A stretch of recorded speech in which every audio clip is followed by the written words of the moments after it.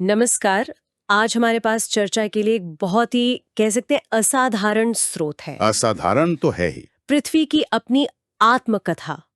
मतलब हम ये समझने की कोशिश करेंगे कि एक ग्रह खुद अपने जन्म को, अपने विकास को कैसे देखता है। हाँ, ये तो वाकई एक बहुत अलग नजरिया है। हम हाँ, हमेशा पृथ्वी के बारे में पढ़ते हैं, लेकिन पृथ्वी से उसकी कहानी सुनना। बिल्कुल। हम्म, पूरी बात ही बदल जाती है। और इसकी शुरुआत पहली ही पंक्ति से होती है जो कहती है, मैं पृथ्वी हूँ, सौर मंडल का तीसरा ग्रह। तो चलिए इसी कहानी में और गहरे उतरते हैं। और ये कहानी शुरू होती है करीब 460 करोड़ साल पहले। जब इसका जन्म हुआ, तो ये जैसा स्रोत में लिखा है, आग का एक धधकता हुआ गोला थी। हम्म। लेकिन दिलचस्प बात यह है कि ये सिर्फ एक हिंसक शुरुआत नहीं थी। इसी ने आगे हर चीज की नींव रखी। हाँ, और मुझे जो बात सबसे ज्यादा दिलचस्प लगी वो ये कि पृथ्वी का ठंडा होना सिर्फ एक फिजिकल प्रोसेस नहीं था। अच्छा। तछानदा जैसे वो खुद को तराश रही हो, जैसे जैसे वो ठंडी हुई, सतह पर पपड़ी बनी, पहाड़ बने, महासागरों के लिए जगह बनी, सब कुछ मतलब एक सही समय पर हुआ। आपने सही जगह की बात की, और ये बहुत जरूरी है, जिसे हम विज्ञान में हैबिटेबल जोन या जीवन योग्य क्षेत्र कहते हैं। हाँ। पृथ्वी की कक्षा बिल्कुल उसी दायरे में है। न सूरज के इतने पास कि सब उबल जाए, न इतनी दूर के सब जम जाए। ये संतुलन ही तो पहली शर्त थी। तो एक तरह से मंच तैयार हो गया था। जमीन थी, पानी भी था, लेकिन इस पर जो जीवन पनपेगा उसे बचाने के लिए कवच भी तो चाहिए था। बिल्कुल। और यहीं पर जिक्र आता है वातावरण का। जिसे आत्मकथा में हवा का एक मजबूत घेरा कहा गया है। और ये सिर्फ एक घेरा नहीं है, इसकी कई परतें हैं, एक पूरी सिक्योरिटी सिस्टम की तरह। ये हमें सूरज के सबसे खतरनाक किरणों से बचाता है। पराबैंगनी किरणें यानी अल्ट्रावायलेट रेज। हाँ, यूवी किरणें।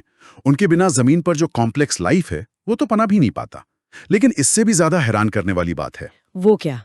कि ये कवच हमेशा से ऐसा नहीं था। मतलब? देखिए, शुरुआती वातावरण में ऑक्सीजन वो तो लगभग थी ही नहीं। ऑक्सीजन नहीं थी? नहीं, नहीं। वो जीवन के लिए जहरीला था। अच्छा।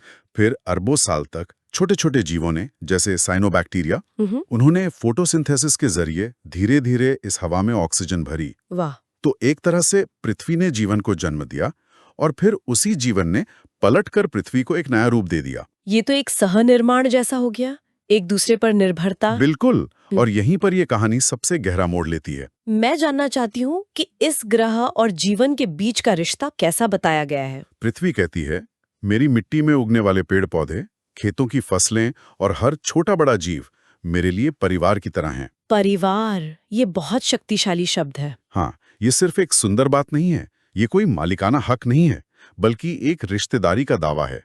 इसका मतलब तो ये हुआ कि हम सिर्फ इस ग्रह पर रहते नहीं हैं, हम इसका हिस्सा हैं। सही गाना। लेकिन अगर ये एक परिवार है, तो उसमें टकराव भी तो होंगे। सोचने वाली बात है। आत्मकथा में ज्वालामुखी, भूकंप, हिमयुग जैसी घटनाओं का भी तो जिक्र है। तो क्या ये ग्रह की अपनी अंदरूनी उथल-पुथल है या कुछ और? ये सवाल हमें सोचना पड़ता है।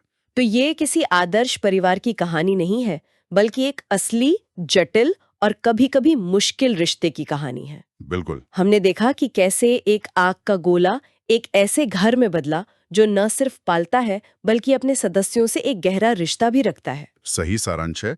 ये सिर्फ एक ग्रह का इतिहास नहीं, ये एक घर बनने की कहानी है। और यहीं पर हम आज की इस चर्चा को एक विचार के साथ छोड़ते हैं। पृथ्वी खुद को एक घर और जीवन का आधार बताती है। अगर ये आत्मकथा आगे भी लिखी जाती, तो आज के अध्याय में वो अपने इस परिवार के बारे में क्या लिख रही होगी।